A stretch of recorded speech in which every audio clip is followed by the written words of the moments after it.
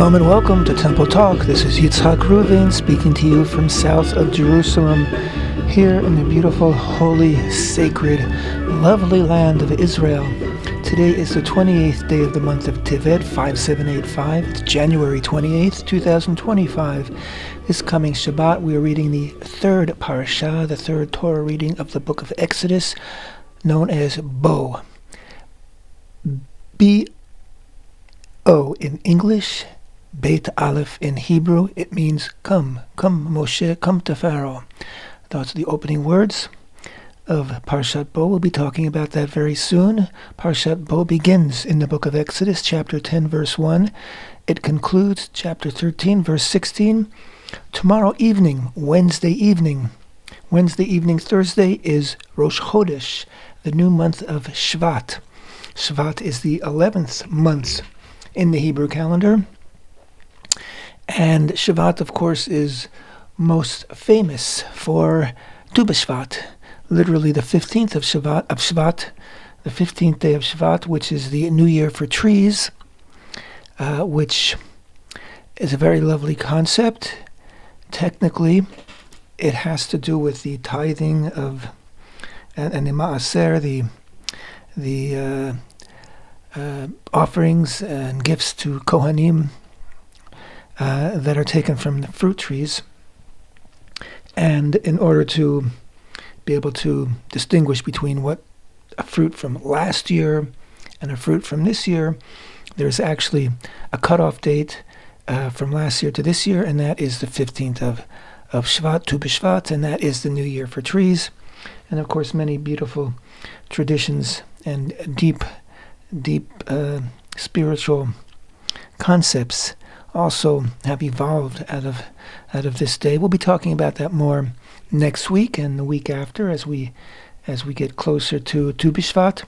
Shvat also is I think it's Sagittarius. I think that's the sign of Shvat, the water carrier. In Hebrew, it's Dali, which means bucket, a bucket of water. And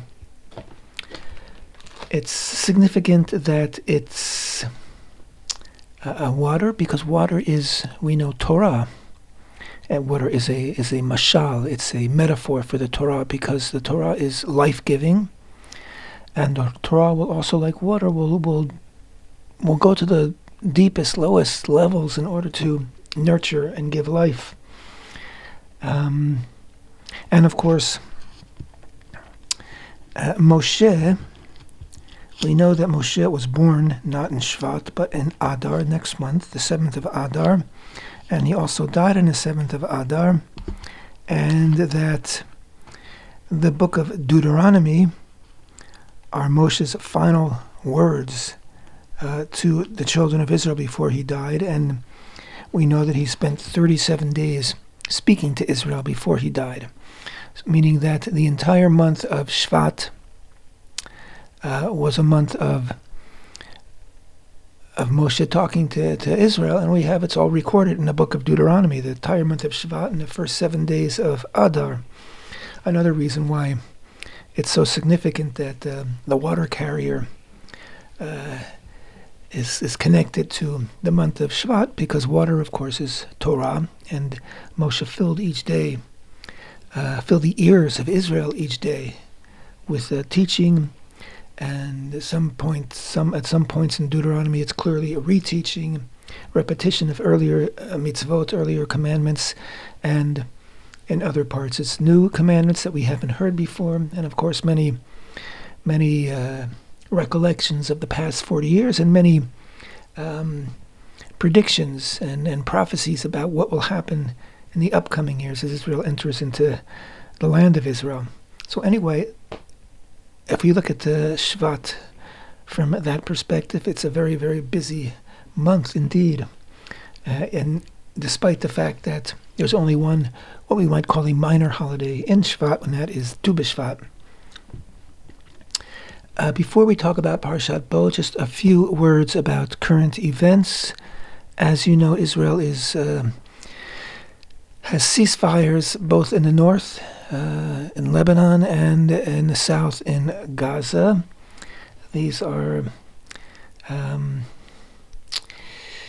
these are very difficult ceasefires, certainly in Gaza, where Israel has been demolishing Hamas, but this ceasefire gives Hamas breathing room and the ability, potentially, and very possibly, to rebuild its war machine and do what it's always said it's going to do, which is attack Israel again. So there's a lot of tension here, and there are many people who, I think I might have expressed this last week as well, that when we see our hostages come home, and so far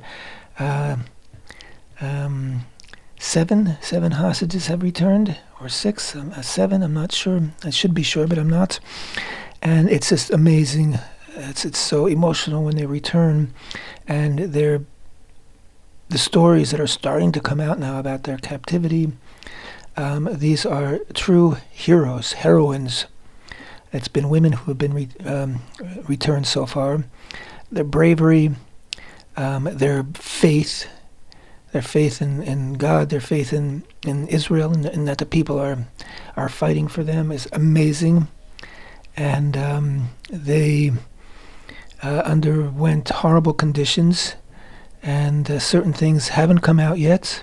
Things are just starting to come out in terms of the lack of food and the horrible treatment they had, and they were in tunnels, and some were with other hostages, some were separated from them. Many stories, but their unbreakable spirit, their indomitable spirit, their strength, just the moment we see them on their way out of Gaza, it's just the strength that they exhibit is just amazing. Now these three young women who came out this past week were soldiers that were in the observation places where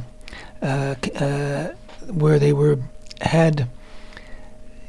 through cameras and things, they had were able to see inside Gaza, and they were there in order to track what's going on in Gaza. This is before October 7th, and they had been reporting for months to their superiors that they were seeing very unusual and very troubling things happening in Gaza, which, of course, in retrospect, we see was all the preparation for the October 7th massacre.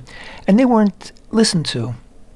They were told to sit still. It's okay. We know what's going on. Everything's under control. So they suffered seriously, and these are the ones who have survived. Many of them were killed on that day.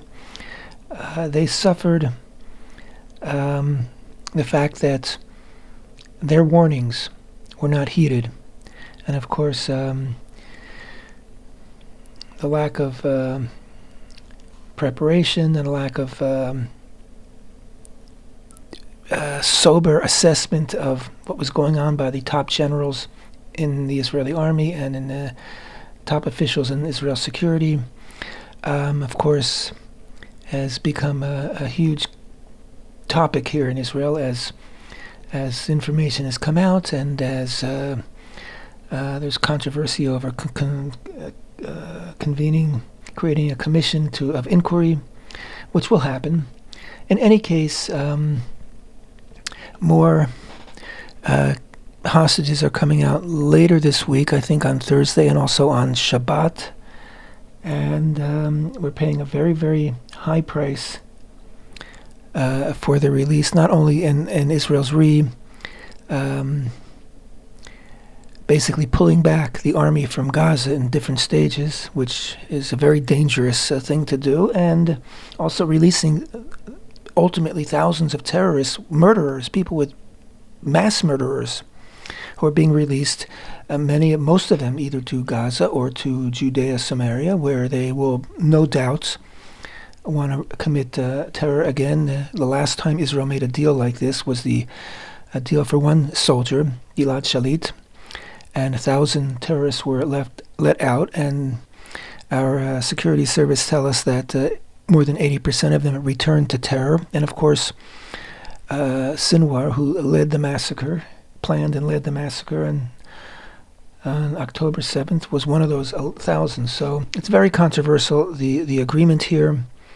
No doubt that the incoming Trump administration sort of forced this on Israel. Israel was, I think, we're pretty surprised. We're expecting a different approach from the incoming Trump administration, from Trump's threat that hell would, there'd be hell to pay if all the hostages weren't returned on the day of his inauguration. They're not all returned. In fact, on the day of his inauguration, none had returned yet. And so it seems that Israel was really strong-armed into accepting this deal. And we'll see what's up ahead with the Trump administration. Donald Trump this week said he would like to see Arab countries, Muslim countries, taking in at what he sees up to 1.5 million Gazans, so we can empty out the place. As he put it, it's a disaster, and they should be able to start new lives somewhere else. And of course, many of us here in Israel would love to see that happen. And we'll see how firm he's committed to that idea. We see that when Donald Trump gets locked onto an idea, he does all in his power, and he's got a lot of power as President of the United States. He does all in his power to see that it happens. So we would love to see that. I don't see any future with the people of Gaza. They are all terrorists. They're raised to be terrorists from the moment they're born, and they haven't changed one iota their desire to destroy Israel, to kill every Jew in Israel. Not just every Jew, every citizen of Israel. We saw that happened. That was their intent also on October 7th.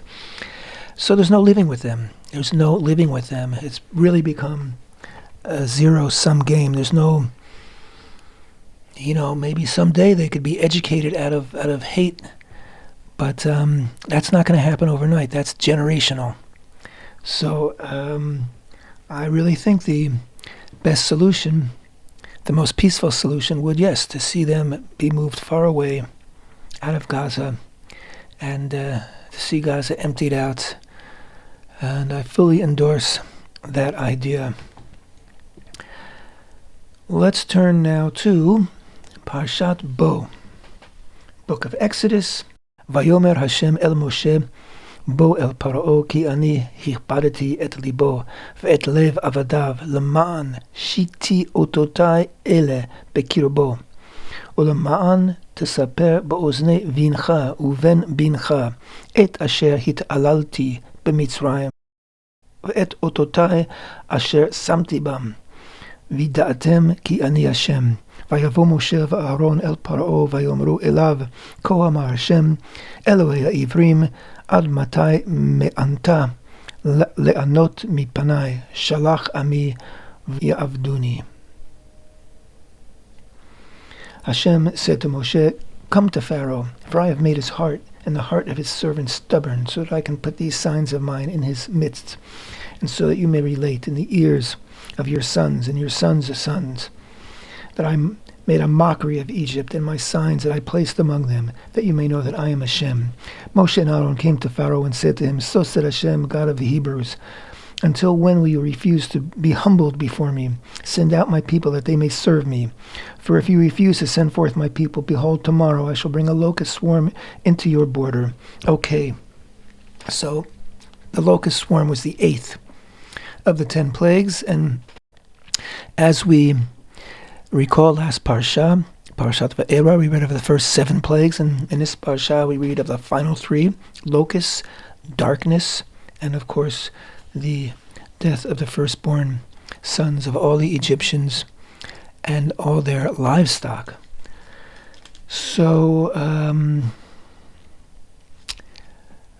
Hashem's really, he's winding up for the knockout punch here. And again, we've mentioned it before, but we'll say it again. Hashem could have, in an instant, he could have had Israel leave Egypt, but he wanted the world, the Egyptians and the world, to see that he is Hashem, that there's only one Hashem, and that There's nothing else but HaShem. And so he, as he put it here, made a mockery of Egypt. He has destroyed Egypt. They've got nothing. It was, if we look back, it was Yosef who, through God's help, as he put it, was able to interpret the dreams of Pharaoh, which ultimately saved Egypt from ecological disaster, from a famine. And now, because of the Egyptian lack of appreciation for Yosef, because that they became suspicious of Israel and enslaved Israel, and of course because HaShem had always said that he would take Israel out of Egypt, and now they're being destroyed by, we'll call them natural disasters. Each of these plagues, each of these blows against Egypt, of course, they come from the will of HaShem, but they come in the guise of natural disasters, although some, seem to be unnatural, I guess.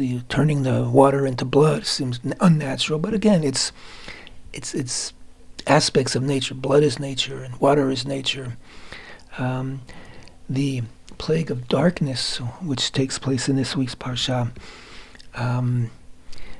darkness is also a natural thing, but it becomes something that is super intense in the plague.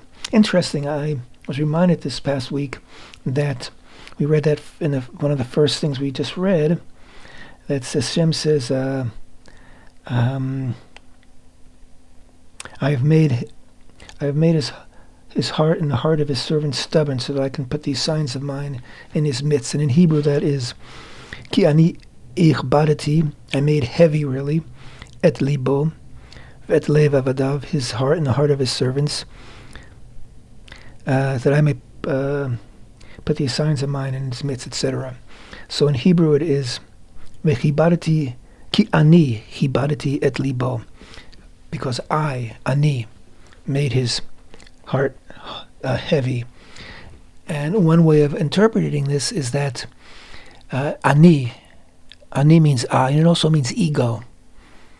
So God is saying his ego will harden his heart. He won't be able to agree because he's too invested with his ego in all this. And we all know what that means. I think we've all been there, where we do something against our better judgment because, it's our ego. We just gonna dig in and not budge because it's a challenge to our ego, a challenge to our sense of who we are and our, and how much power we have. Later on, Hashem will again say, I'm hardening his heart. He doesn't use the word ani. So this is a very beautiful and insightful interpretation.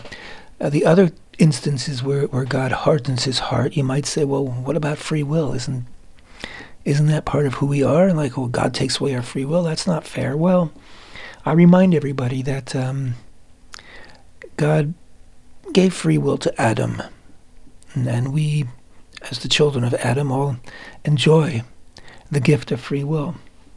But if someone gives you a gift, that gift is yours to enjoy as long as you understand and appreciate and acknowledge that that person gave you that gift. When God gave the gift of free will to man, it's for us to enjoy, and we can even use that free will, if we desire, to go against God's will. And that allows us choice. So we have the choice, the ability to choose between right and wrong. But when we deny God, as Pharaoh did when he said, I don't know this HaShem that wants you to go free, so I'm not going to do what you say. When we deny that which gave us the gift, then we no longer have that gift. So he basically tossed away his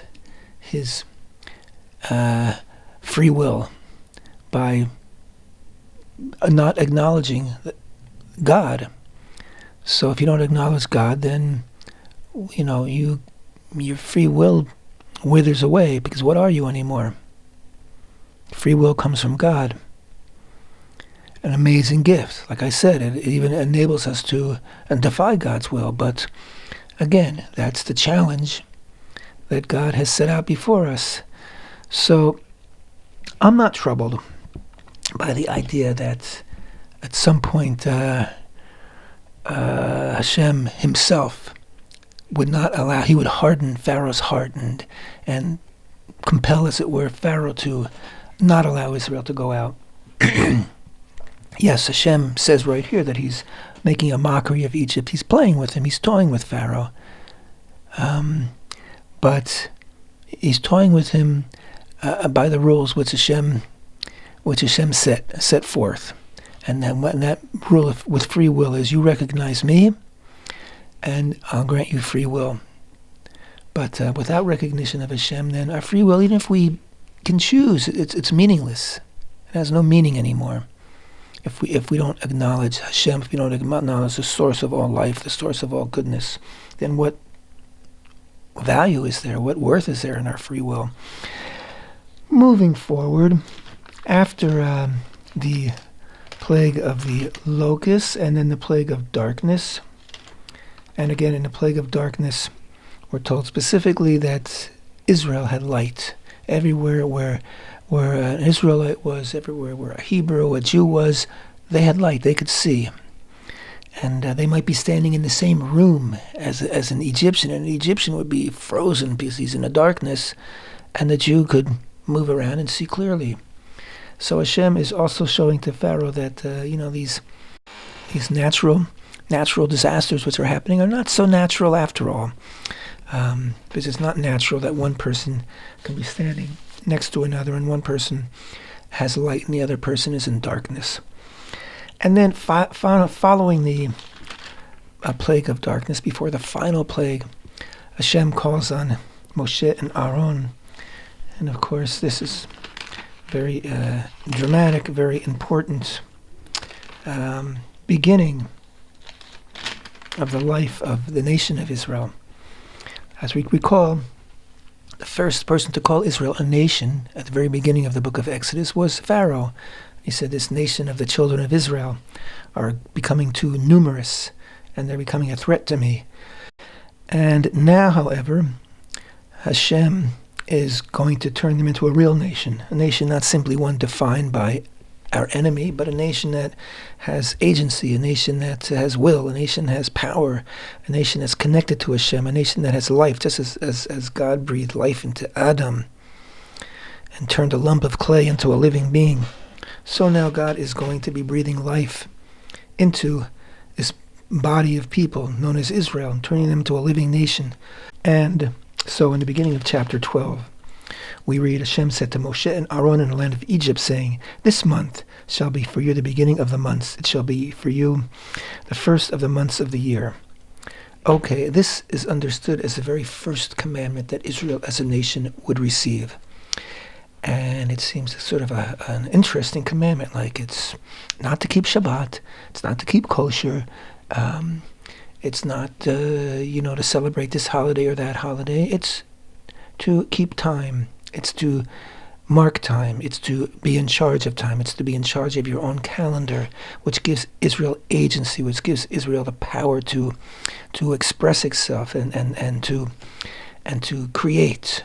Time is huge. I mean, we live in a dimension of time and a dimension of space. And once we have sovereignty over time, we are in control of our own destiny. We're no longer slaves to time. We no longer have to just go along with time, what time gives us, or do what others say we have to do. We have power now over time because we can set the time. And the fact that Hashem is giving this privilege and this responsibility and this awesome power to this not quite yet newborn people is incredible. It's an incredible amount of sovereignty over our lives and over our destiny, incredible amount of responsibility for God's world that God has bequeathed to us as the very first thing that he gives to Israel, the very first commandment.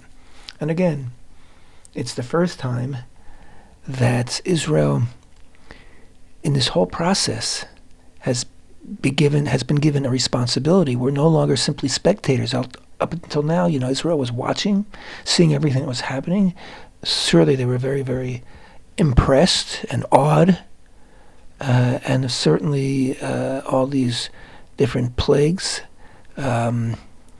kindled within them the belief in HaShem, because Israel also, over those centuries that they were in Egypt, their spiritual foundation and their connection to HaShem was dwindling. It was growing weaker and weaker, and so these plagues and all that Hashem did in order to impress and to make his reality known to Egypt also made his reality, reminded Israel of his reality and of his promise to our fathers, and that he would do what it would take to get Israel out of Egypt and into the land of Israel. But so this is Israel's introduction to commandments and introduction to responsibility, which is what the commandments are about. And so yes, ever since that statement that we just read, that commandment, Israel has taken up the responsibility to announce and declare and sanctify each new moon, which brings in the new month, and all our holidays are according to the new moon, because if a holiday is on the 15th of the month, you only know it's the 15th of the month if you know when the new moon is.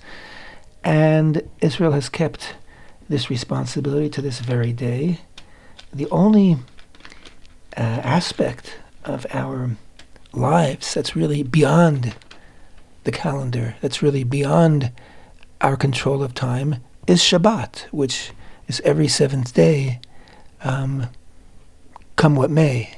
It has nothing to do with when we designate when a new month is, or if we add a new month because a new month of Adar, second Adar, because the rainy season was very, very heavy, and it'll be difficult for pilgrims to get to Jerusalem for the Passover festival, so we add another month. No, Shabbat is independent, and again, that's what makes it the holiest day, really, and because it's totally according to God's time. Now, the immediate reasoning for God giving us this first commandment of announcing, declaring, sanctifying the month is because what he says next in verse 3 of chapter 12. Speak to the entire assembly of Israel, say on the 10th of this month, they shall take for themselves each man a lamb or kid for each father's house, a lamb or kid for the household. But if the household will be too small for a lamb or kid, then he and his neighbor who is near his house shall take according to the number of people, everyone according to what each shall be counted for the lamb or kid. An unblemished lamb or kid, a male, within its first year shall be for you. For the sheep or goats shall you take it. It shall be yours for examination until the 14th day of the month. The entire congregation of the assembly of Israel shall slaughter it in the afternoon. They shall take some of its blood and place it in the 2 doorposts and on the lintel of the houses in which they will eat it. They shall eat the flesh of that night, roasted over the fire, and matzahs with bitter herbs shall they eat it, etc., etc. And so, yes, we were instructed to designate the first day of the month, and this is the first month for Israel, and a month that now has the name of Nisan.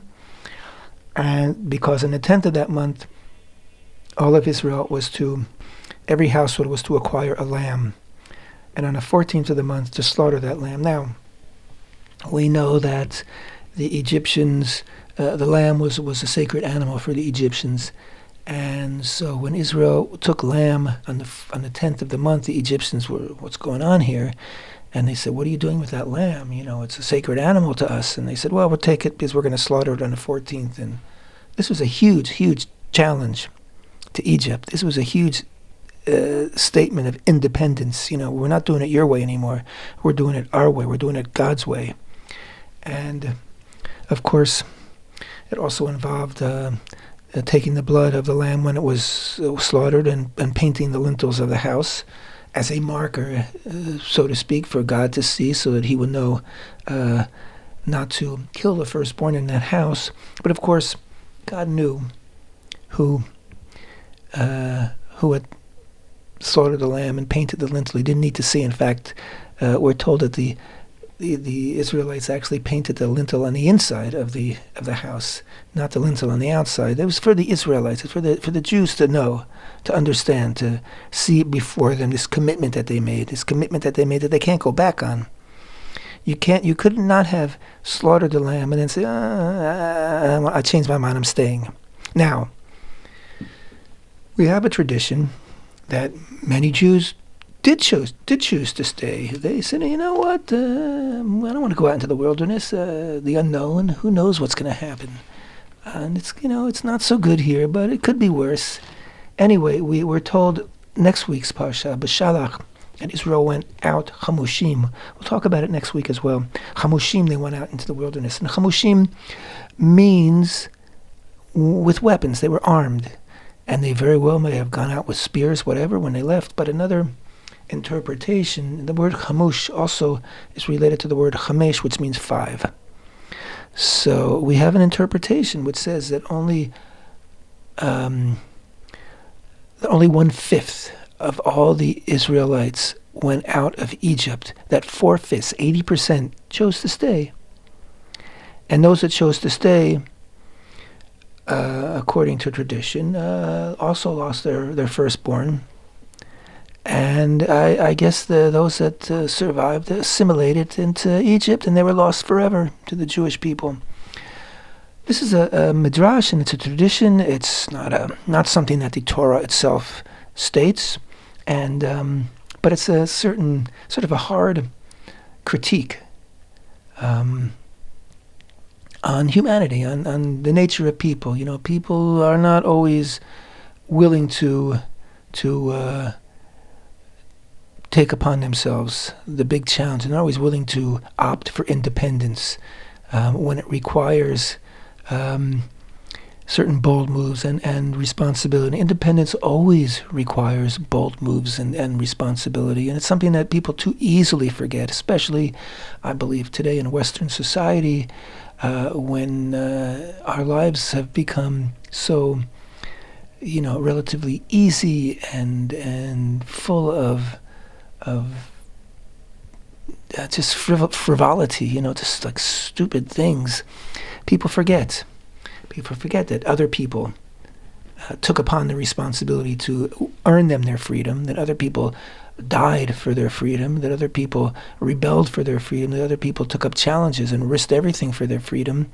And we all need to, at one point in our lives, and we all need to have that spirit and that readiness to accept that challenge. And that's why we were commanded from the very beginning, from the moment that we were given the commandment to perform the Passover offering and to have this Seder meal, which is what we are commanded in this week's Parsha. From that moment, God also commanded us to commemorate this every year for all eternity and to teach it to our children. This is how we don't forget ever how precious freedom is. We don't forget ever that it was HaShem who brought us out of slavery into freedom. And we don't forget ever that we, as free people, have responsibilities to ourselves, to one another, and to HaShem. And only by respecting and fulfilling those responsibilities will we maintain our freedom. And it's precious, and it's worth every effort to maintain that freedom. And I wish everybody to enjoy freedom and responsibility. Thanks so much for being with me. Temple Talk.